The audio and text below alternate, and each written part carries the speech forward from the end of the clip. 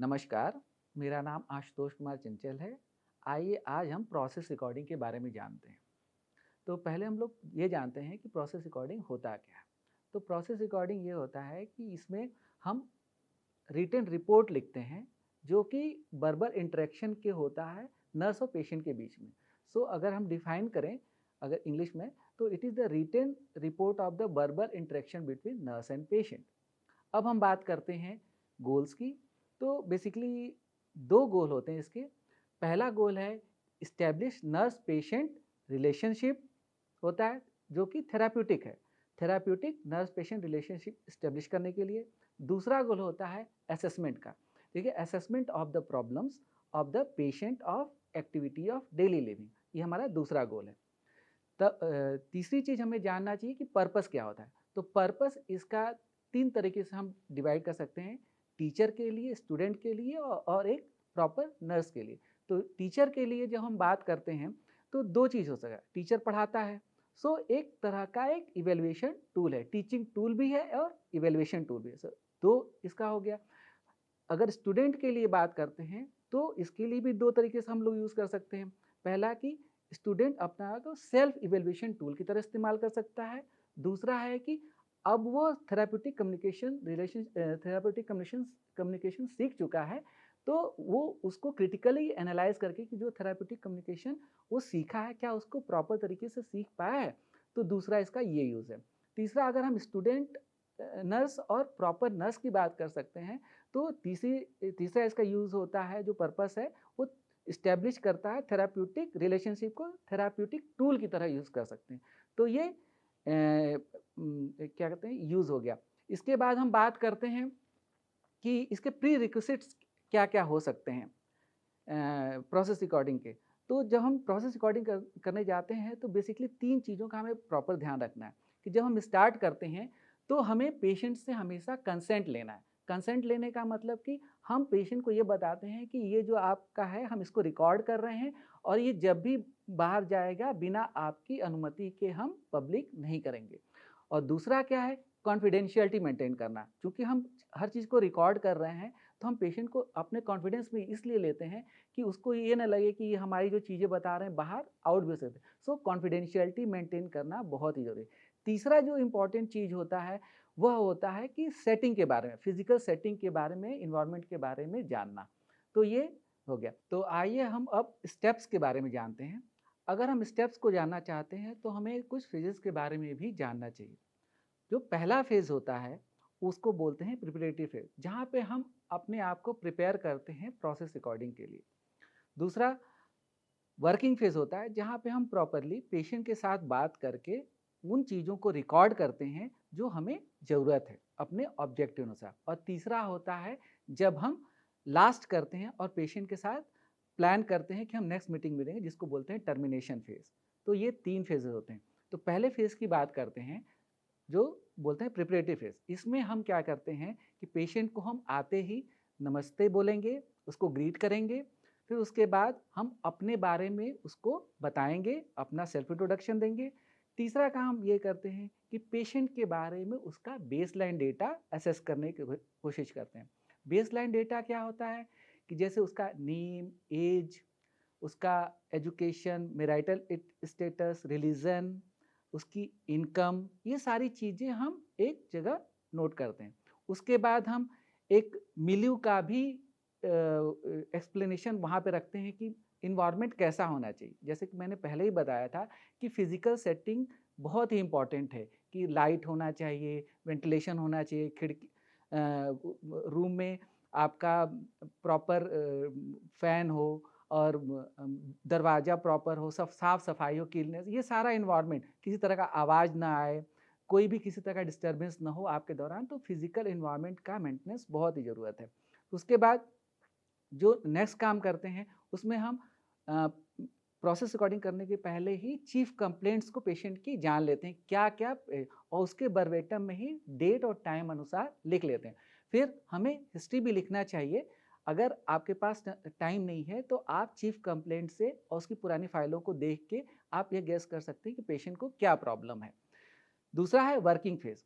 Working phase में जैसा कि मैंने बोला कि हम स्टार्ट करते हैं पेशेंट को ग्रीट करने से, और फिर उसके बाद हम अपने आप को इंट्रोड्यूस करते हैं और फिर पेशेंट का बेसलाइन डेटा असेस करते हैं और जो भी हमारे ऑब्जेक्टिव होते हैं उसके अनुसार हम बात करना चालू करते हैं।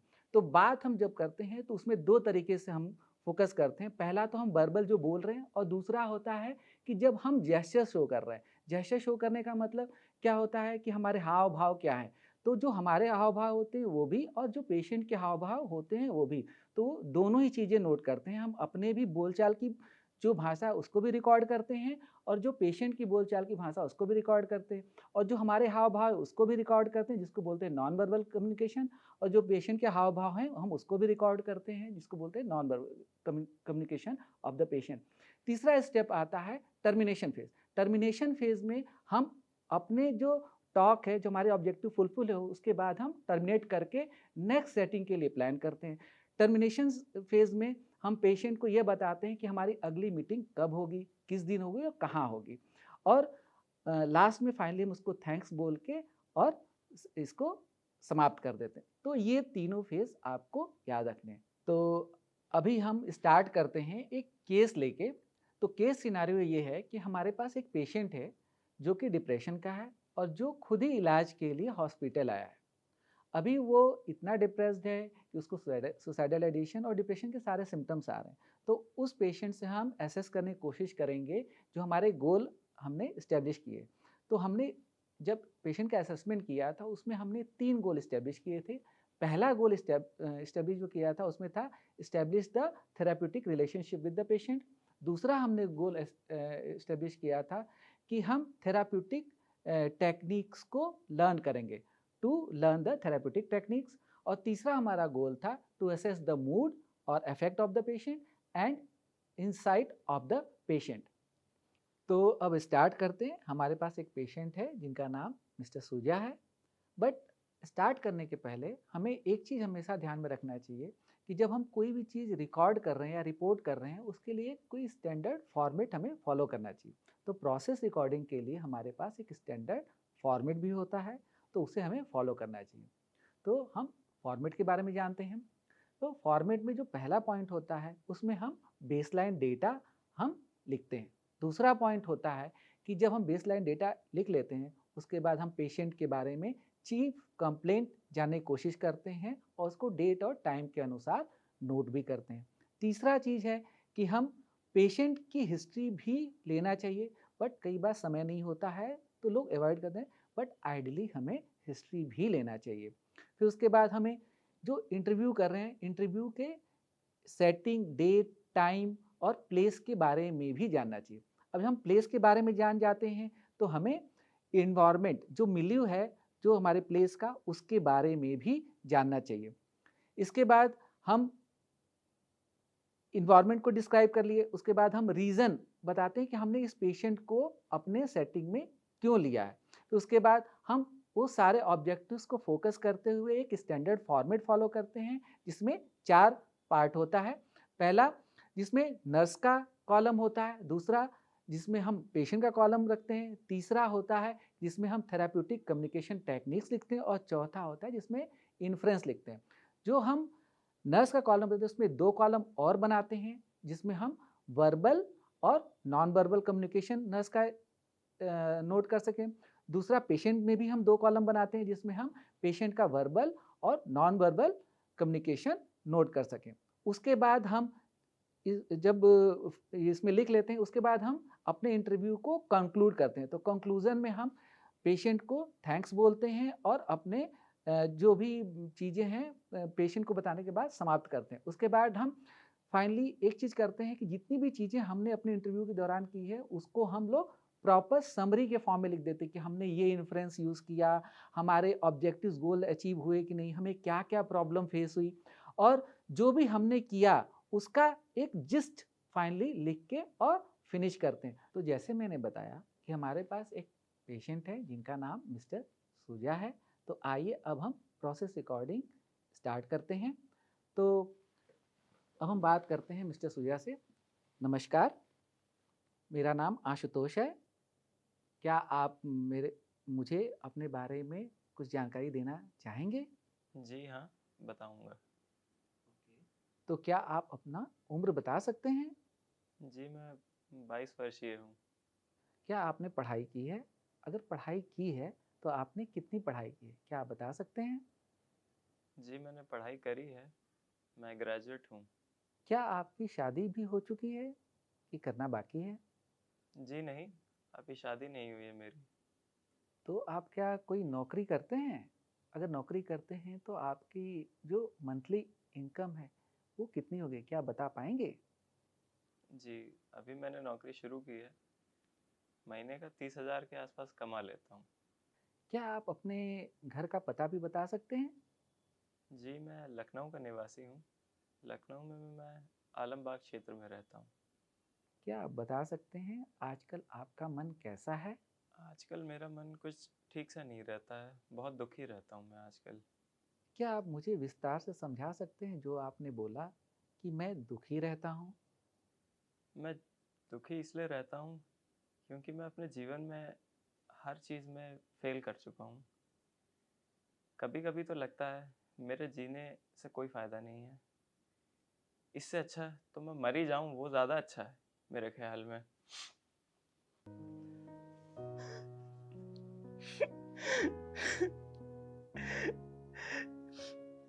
ऐसा जीवन जी के क्या फ़ायदा?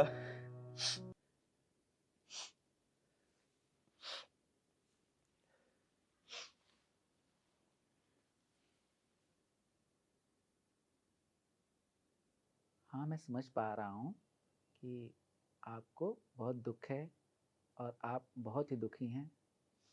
क्या आप मेरे को ये बता सकते हैं कि क्या आपको कोई मानसिक तनाव हो गया है, जिसकी वजह से आप मानसिक बीमारी का शिकार हो गए हैं? ऐसा है क्या? क्या आपको ऐसा लग रहा है? हाँ, डॉक्टर साहब ने मेरे को कहा था कि मेरे को अवसाद के लक्षण आ रहे हैं। तो जहाँ तक बात करके मुझे लगा कि आपको आपकी मानसिक बीमारी के बारे में मालूम है और चूँकि आप दवाई भी खा रहे हो, तो आप धीरे-धीरे करके ठीक भी हो सकते हो। हाँ, मेरे को सही होने में कितना समय लगेगा? इस बीमारी में जो दवाइयाँ हैं कुछ महीने तक चलती हैं और धीरे-धीरे ही आराम होता है। तो इस बीच में आपको अपनी भावनाओं पे काबू रखना है। जैसे आपको आत्महत्या का विचार आ रहा था, जैसी भावनाओं पे काबू रखना है। ठीक है, तो आज की बातचीत हम यहीं पे समाप्त करते हैं। फिर से हम लोग 2 दिन बाद मिलेंगे और आपके स्वास्थ्य के बारे में बात करेंगे। तब तक के लिए धन्यवाद। तो जैसे आपने देखा, हमने एक पेशेंट जिनका नाम मिस्टर सुजा था, जो अवसाद या डिप्रेशन से आप बोल सकते हैं ग्रसित थे, उनसे हमने बातचीत की और इस बातचीत को हमने प्रोसेस रिकॉर्डिंग के माध्यम से रिकॉर्ड किया एक फॉर्मेट में।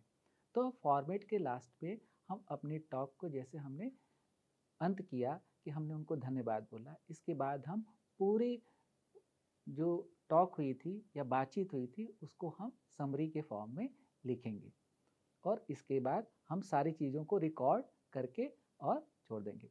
आप ये काम बात करते वक्त भी कर सकते हो, बट चूँकि पेशेंट बार-बार जो क्लाइंट होगा आपका बार-बार डिस्टर्ब होता है, इसीलिए हम ऐसी चीज़ें अवॉइड करते हैं कि हम बीच में बार-बार लिखें।